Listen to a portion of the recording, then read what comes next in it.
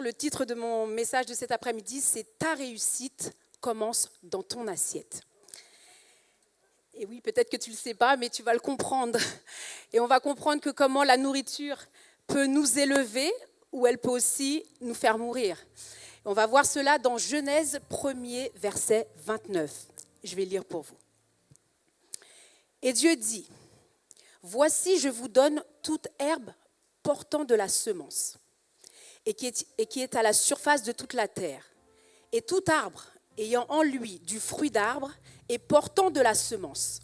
Ce sera votre nourriture. » J'ai insisté sur le portant de la semence, parce que j'ai compris que le Seigneur voulait nous donner comme nourriture uniquement ce qui avait la capacité de se renouveler. On est là dans le jardin d'Éden, et nous sommes à l'origine, et l'intention première de Dieu, c'était de nous donner une nourriture vivante. Et il a confié à l'être humain cette nourriture de vie, des fruits porteurs de semences. Il a placé l'homme dans le jardin et tout était conçu pour entretenir la vie. C'est un cycle éternel. Rien ne tarit. La vie est là en abondance. Et c'est pour ça que j'ai nommé mon premier point, Dieu donne la vie pour nourrir la vie. Ce que Dieu donne est toujours porteur de vie. Il ne donne jamais quelque chose de mort. Pourquoi ? Parce que le Seigneur souhaite que tu sois nourri pour grandir, pour te multiplier, pour te transformer, pour devenir encore meilleur. Donc avant, dans le jardin d'Éden, c'était l'unité. Il n'y avait pas de dualité. Il y avait la vie seulement. Et la vie nourrissait la vie. Mais il y a quelque chose qui est venu bouleverser cet état. Nous connaissons tous l'histoire d'Adam et Ève. En mangeant du fruit défendu, ils ont fait entrer la mort dans un espace qu'ils ne connaissaient jusque-là que la vie. La Bible dit dans Genèse 3, verset 7, on va lire ce qui s'est passé lorsque Adam et Ève ont mangé de ce fruit. Ils ont ouvert une porte. Ils sont passés d'un état à un autre parce que ta bouche, c'est une porte. Et tu laisses rentrer à l'intérieur de toi des choses. Et il y a ces choses qui peuvent t'élever, mais il y en a d'autres qui peuvent te tuer. Et lorsque Adam et Ève ont vu ce qui s'est passé, la Bible dit que leurs yeux se sont ouverts. Genèse 3, verset 7, les yeux de l'un et l'autre s'ouvrirent. Ils connurent qu'ils étaient nus. Et ayant cousu des feuilles de figuier, ils s'en firent des ceintures. La faute est entrée. Ils ont voulu couvrir cette faute avec du végétal. Parce que c'est tout ce qu'il y avait autour. Il y avait des animaux, mais comme la mort n'existait pas, ils ne pouvaient pas tuer les animaux. Mais Dieu est venu. En Genèse 3, verset 21, la Bible dit « L'Éternel Dieu fit à Adam et à sa femme des habits de peau, et il les en revêtit. » La faute ne pouvait pas être couverte avec le végétal. Parce que le végétal n'a pas de sang, le végétal n'a pas de souffle. Il y a la vie, mais c'est l'animal qui se rapproche plus de l'homme. Et la Bible dit dans Hébreux 9, verset 22, que sans effusion de sang, il n'y a pas de pardon. Ça veut dire que le pardon est arrivé dès le début. Et pour la première fois, le sang a coulé dans le jardin. Parce qu'il ne pouvait pas couvrir l'homme avec de la peau. Il a pris la peau de l'animal. Donc ça veut dire qu'il a tué l'animal. Donc c'est l'annonce prophétique du sacrifice à venir. Ça veut dire que Jésus était là depuis le début. C'était lui, l'agneau de Dieu. Il a couvert la faute. Et une fois qu'on est rentré dans cet état où la mort est rentrée, eh bien, notre alimentation a changé. Et on va voir dans Genèse verset 3 que Dieu dit « Tout ce qui se meut et qui a vie vous servira de nourriture. Je vous donne tout cela comme l'herbe verte. » Et c'est ainsi que l'homme a commencé à se nourrir de la viande. Pourquoi il a commencé à se nourrir de la viande ? Parce que c'est le reflet où la vie se prend pour vivre. Alors qu'avant, la vie t'était donnée. Avant, tu vivais. Aujourd'hui, tu survis. parce que tu dois tuer pour vivre. Et donc le péché a changé le rapport à la vie. Ce qui a été donné gratuitement dans le jardin, tu dois maintenant l'obtenir dans la souffrance. Tu dois l'obtenir dans le sang. Et on passe de la semence à l'abattage.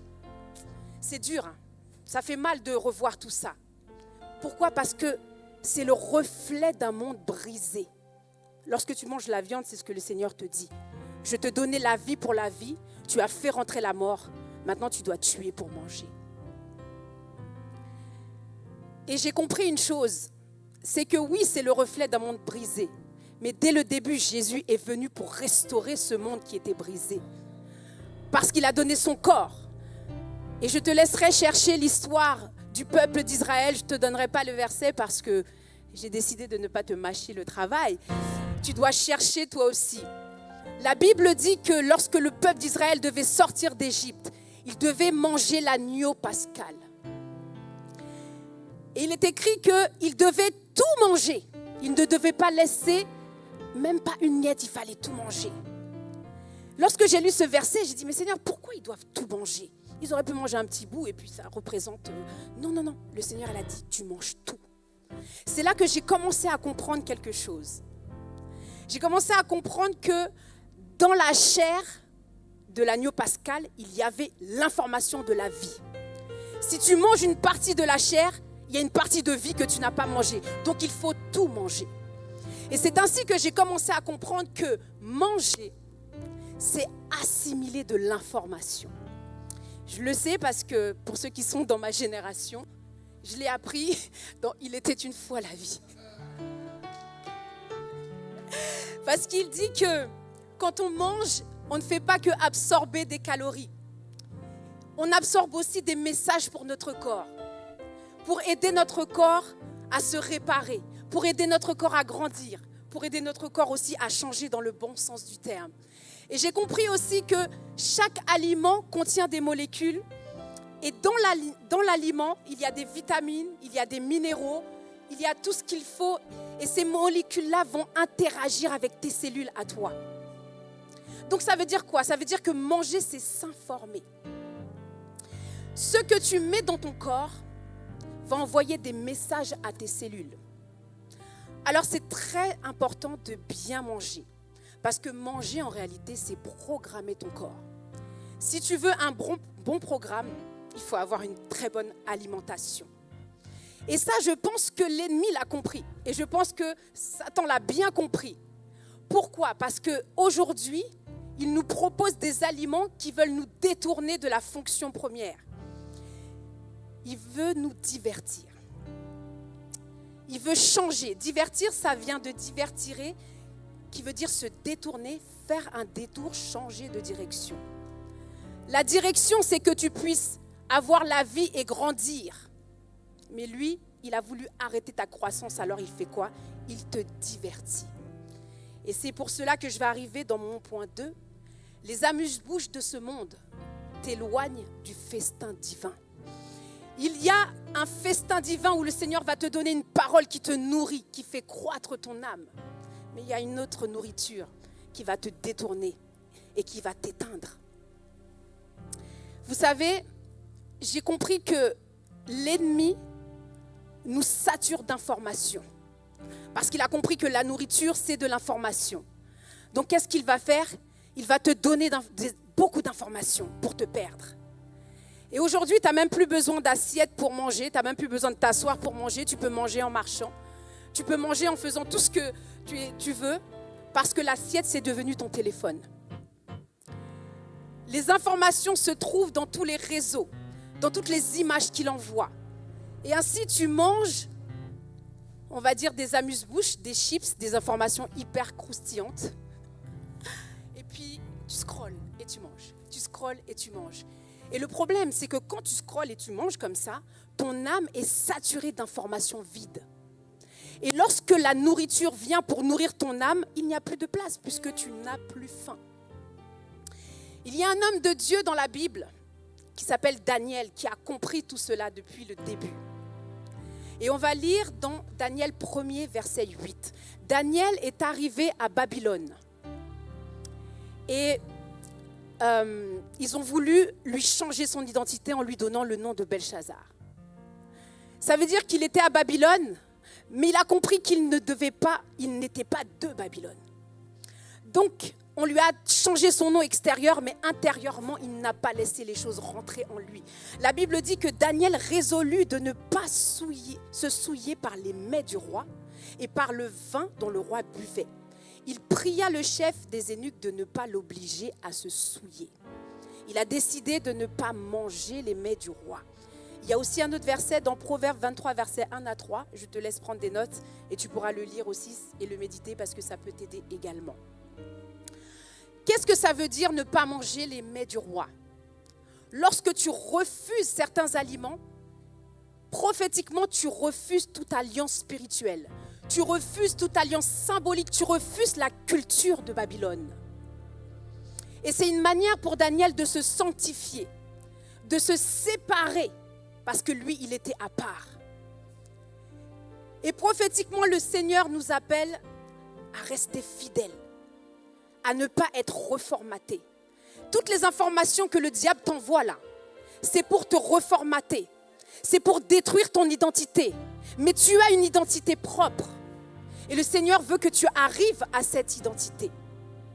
Alors Daniel a voulu montrer que son cœur n'a pas changé de royaume. Il était à Babylone, mais il faisait toujours partie du royaume de Dieu. Il appartient toujours à l'Éternel. Je sais qu'il y a beaucoup d'informations qui viennent à toi, mais n'oublie jamais que tu appartiens à l'Éternel. Et c'est pour cela qu'il est important que tu manges de la bonne nourriture qui va élever ton âme, pour aiguiser ton palais. Parce que lorsque la nourriture mauvaise va rentrer, tu vas la recracher, tu vas dire non, ça c'est pas pour moi, ça ne rentre pas en moi. Parce que ton palais est aiguisé. Et Daniel m'a appris énormément. Et il m'a appris que lorsque je fais le jeûne de Daniel, je reprogramme mon corps de tout ce que j'ai mangé de mauvais, peut-être à mon insu. Et j'aime beaucoup Impulsion parce que à la rentrée, il te demande de faire le jeûne de Daniel. Lorsque tu fais le jeûne de Daniel, tu manges comme au début. Tu manges uniquement des fruits, des graines. Il y a de la semence dedans. La vie se renouvelle en toi.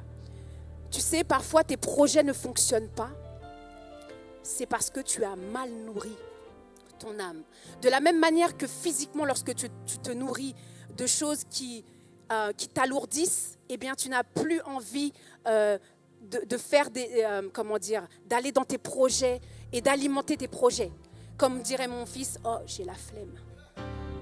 Mais la flemme, en fait, elle vient aussi de la nourriture parce que tu n'as pas assez d'énergie pour te propulser.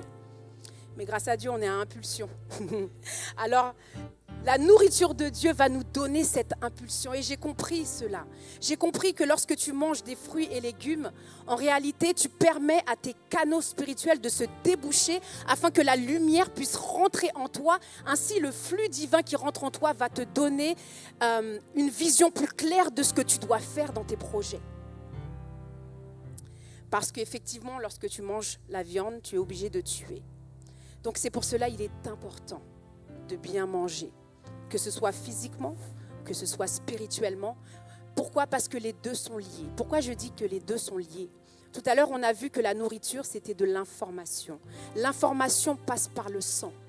Et le sang va venir irriguer tous tes organes pour te donner l'énergie nécessaire pour avancer dans la vie. Mais la Bible dit que l'âme est dans le sang. Donc ça se passe exactement de la même manière pour ton âme. Tout ce que tu as ingéré, qui était négatif, va souiller ton âme. Et lorsque ton âme est souillée, elle ne reflète pas la lumière qui doit t'éclairer sur ton sentier. Alors maintenant, je te pose une question. Et c'est mon point 3. Jésus dit, voici, je me tiens à la porte. Je frappe. Et ma question c'est, est-ce que tu as cuisiné? Pourquoi je te dis ça? Parce que dans Apocalypse 3, verset 20, il est écrit, voici, je me tiens à la porte et je frappe. Si quelqu'un entend ma voix et ouvre la porte, j'entrerai chez lui, je souperai avec lui et lui avec moi. Donc ça veut dire qu'il faut une nourriture. S'il veut manger avec toi, tu ne vas pas appeler un Uber Eats. De toute façon, il ne le mangera pas. J'ai compris une chose. C'est pas que le Seigneur ne pouvait pas venir avec la nourriture, hein, quand je te demande si tu as cuisiné. Mais j'ai compris qu'il y a une partie de toi qu'il faut donner aussi. On ne peut pas être uniquement des consommateurs. Lorsque tu consommes trop, tu t'alourdis. Il faut aussi donner une partie de toi. Et j'ai compris cela avec l'histoire de la veuve de Sarepta. La Bible dit qu'elle n'avait plus rien à manger. Mais lorsque le prophète est arrivé, il lui a dit « Fais-moi un gâteau avec le peu que tu as. » Elle a dit « Mais je n'ai que ça pour manger et ensuite je vais mourir. » Il a dit « Fais le gâteau. » Ça veut dire que tant qu'elle n'avait pas fait ce qu'elle devait faire pour le prophète, elle n'aurait pas obtenu la bénédiction escomptée. Elle l'a fait avec de la farine, avec de l'eau, avec de l'huile. Et ensuite, elle a fait la pâte, il a mangé. Et la Bible dit qu'après, elle a été bénie au-delà de son expérience. Alors, le Seigneur nous appelle à ne pas seulement consommer, mais tu dois aussi donner. Tu dois aussi créer des recettes. Les versets bibliques, lorsque tu les assembles, ça peut te donner une parole extraordinaire. C'est comme si tu malaxais la pâte à pain et lorsque tu la mets au four et que tu la manges, tu sens qu'elle est bonne pour ton corps. Toute la parole de Dieu, c'est la vie. C'est celle-là qu'elle te demande de manger. Lorsqu'elle te dit de manger l'agneau, de manger sa chair, c'est sa parole que tu manges. Et tu bois son sang. C'est la vie également que tu manges. Et le Seigneur nous appelle à fabriquer ce gâteau aussi. Pourquoi? Parce qu'il dit que l'animal qui est pur, c'est celui qui rumine. Nous sommes des ruminants spirituels. Ça veut dire que nous sommes appelés à réfléchir, nous sommes appelés à méditer, nous sommes appelés à digérer la parole de Dieu. Et je pense que c'est pour cela que le Seigneur enseignait souvent en parabole, pour t'élever, pour te permettre de réfléchir. Des fois, tu veux juste t'asseoir et qu'on te donne, on te donne. Tu n'es pas une oie qu'on gave. Tu es là aussi pour réfléchir et digérer. Parce que lorsque l'information va arriver en toi et qu'elle passe par différents estomacs, eh bien c'est la lumière qui va jaillir ensuite. Il y a des choses que je vais te dire que tu ne comprendras pas. Mais c'est lorsque tu vas rentrer chez toi, tu vas dire « Ah mais oui !» Mais pourquoi? Parce que tu auras digéré. Donc tu deviens un ruminant. Et c'est là que je comprends que le succès spirituel, c'est lorsque tu laisses entrer en toi la vie de Dieu. Et bien manger spirituellement, c'est recevoir la vie de Dieu, grandir, fructifier. Et j'aime ce passage où Jésus veut manger avec moi. J'ai dit, mais Seigneur, si tu veux manger avec moi, de quoi on va discuter? Et oui, on va discuter de toi. On va discuter de tout ce que tu m'as appris. J'ai peut-être des questions à te poser. La nourriture, lorsque Dieu mange avec toi, c'est une alliance. Il te transmet des choses. Alors, je ne sais pas si tu es prêt à recevoir cette alliance. Avec la Sainte Seine, on le voit. Par la Sainte Seine, il y a une nouvelle alliance qui est arrivée. C'est par la nourriture.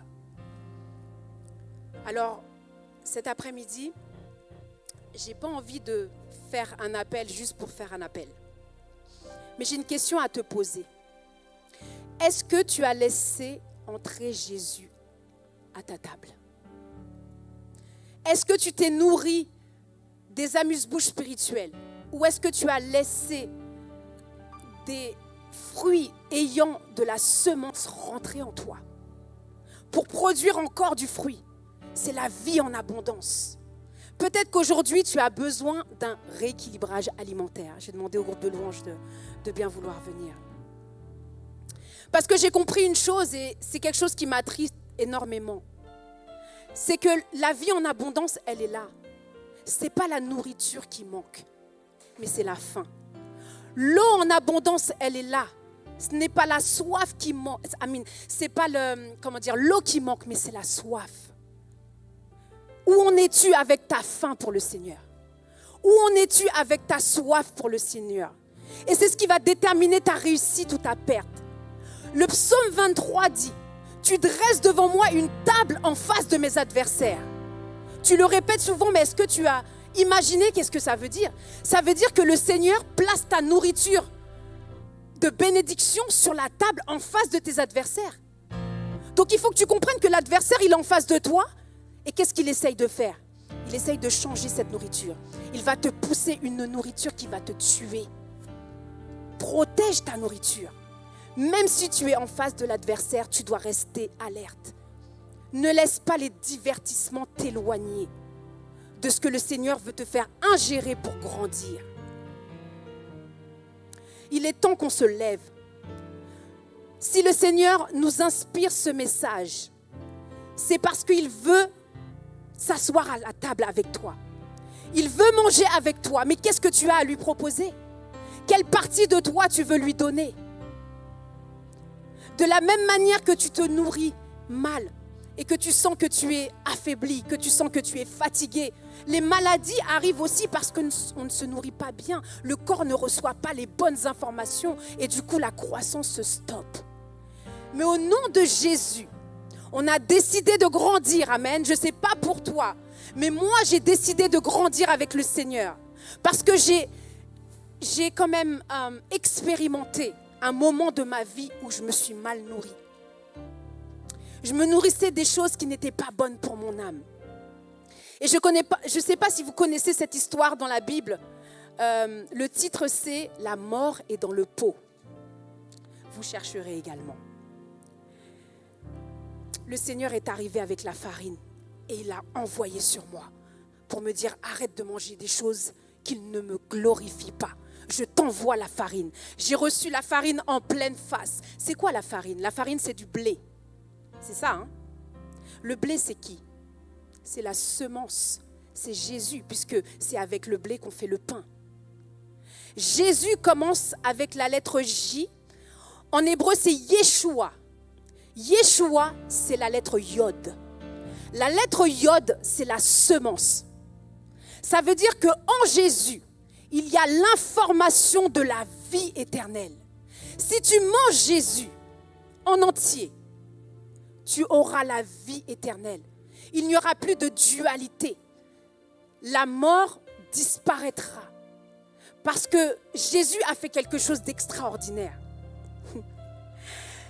Il a ingéré la mort et il a transformé cette énergie négative en positive. Il est descendu tout en bas. La Bible dit qu'il est parti dans les enfers. Et lorsque tu manges la viande, lorsque tu digères la viande, c'est ce que tu fais.